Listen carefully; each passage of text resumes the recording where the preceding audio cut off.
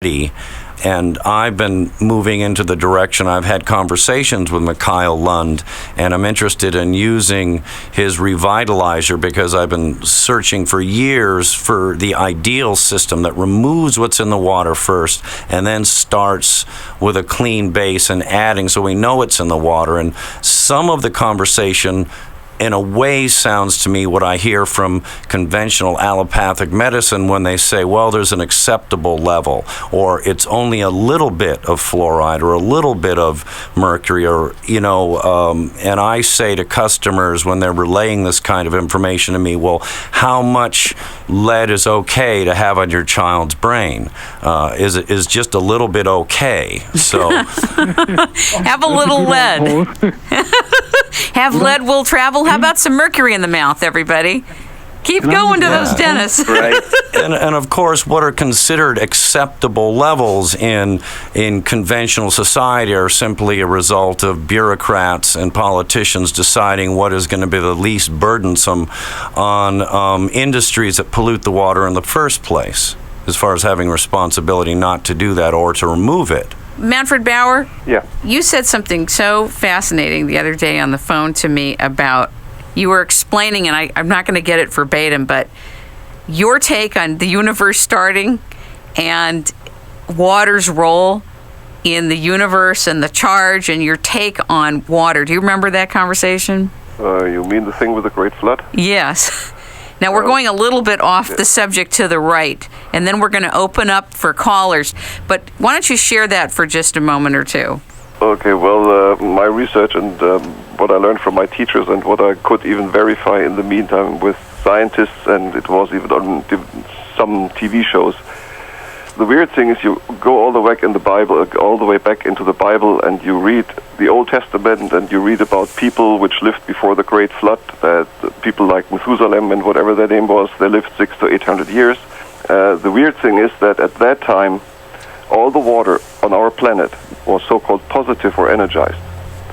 And what is scientifically proven is that roundabout at the time when the Great Flood occurred, there was a supernova in another galaxy, and our planet had to fly through this emitted cloud of microwaves, X-rays, and whatever radiation this supernova was producing. So the similar effect is was like a big microwave. That means from that point on, all the water on this planet became negative. It became right-turning, and the energy level is below that magic number of 6,500. The weird thing of all that stuff is that what we discussed before is that water has a memory. And as Kim said, it really has a memory better even than an elephant. And the system I'm using, it's very simple to explain, because we are transferring information into the water, which is in first place bringing back the memory of the water. That's the weird thing, because once you energize the water with this information, it looks like it says, oh, I remember, a couple of million years ago I was like that, and the water stays like that. It will not go back into the original stage as it is today. Once you have it energized, it's done. It's staying that way. The only thing you can kill it is with X-rays or microwaves. That means, of course, in other ways, don't use a microwave, but okay, that's a different subject. Let me add something to the filters, what John just said. It's very easy, of course, to remove chlorine with a charcoal filter from water. You use a charcoal filter, you measure the chlorine level, it's gone. The only problem is, as I just said, water has a memory. That means if you remove chemically the chlorine in the water in your body still reacts as if there would be chlorine in the water, because the molecules of the water are structured around the chlorine molecule, and if you remove the chlorine molecule, the water is still structured that way. That is something like the homeopathic principle. That's profound. What you have to do is the second step. It's fine to remove it, but you have to erase the memory of the water that the chlorine was in there. And that's what we are doing too. So I have a question. Will the water remember that it was erased? First we erase the memory, and then we energize it, and that's the way it's going to stay. I'd like to respond to Paul Veraccia's talk about the filtration efforts. Go ahead. First of all, Paul, I think you have been doing great work and I know where you're coming from, especially with a small, when you said how much lead is acceptable. Now, the issue here is not only the physical presence of these pollutants, but the electromagnetic signatures in the water, which we can call the memory of water. Those signals, those electromagnetic vibrations in the water is what affects us, because we are also electromagnetic in nature. You were talking about the best scenario. Wouldn't that be to remove those pollutants? I would say that's the second best scenario. The first and foremost important issue is to stop polluting the waters of this world. We can't just pollute it and then remove it or neutralize it.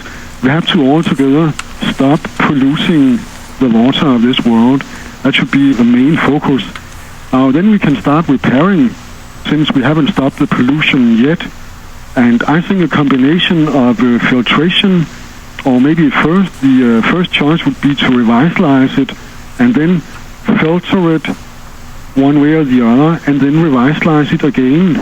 That would probably be my bet on what is the best solution. Filtration is definitely of importance, so I support you in that aspect.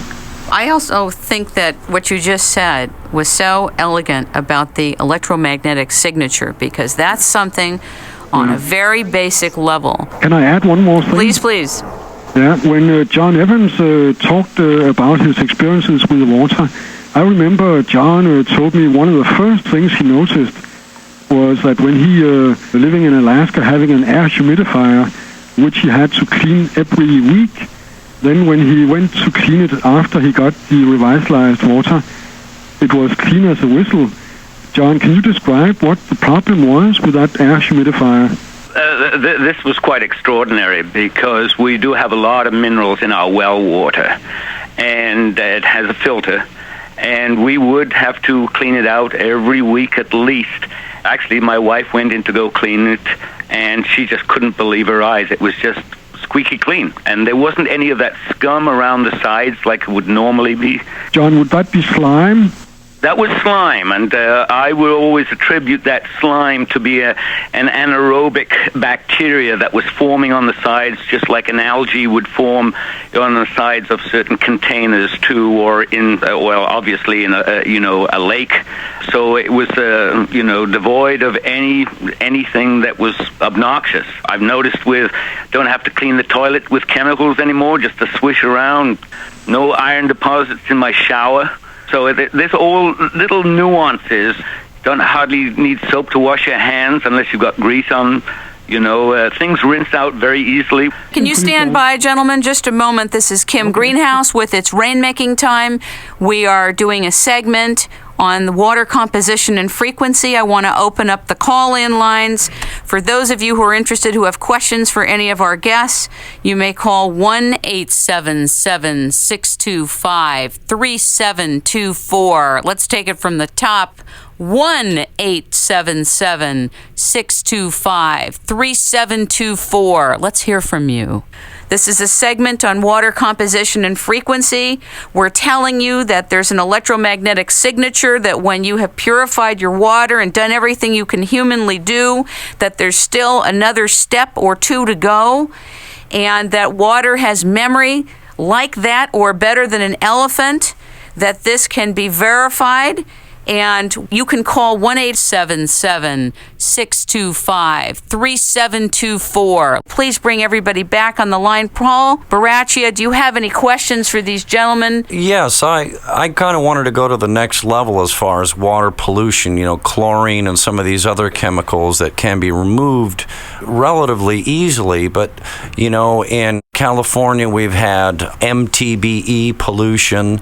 Also in Los Angeles at the old Rocketdyne facility up in Chatsworth, they found recently when Boeing was trying to sell this property to build homes on, that when they tested the groundwater, that there was elevated levels of tritium left over from meltdowns that occurred in the 50s when we didn't know what they were doing up there. And what I understand is that with tritium, that the uranium isotopes are actually is the water. And I'm wondering if I get some feedback from some of the distinguished panel here.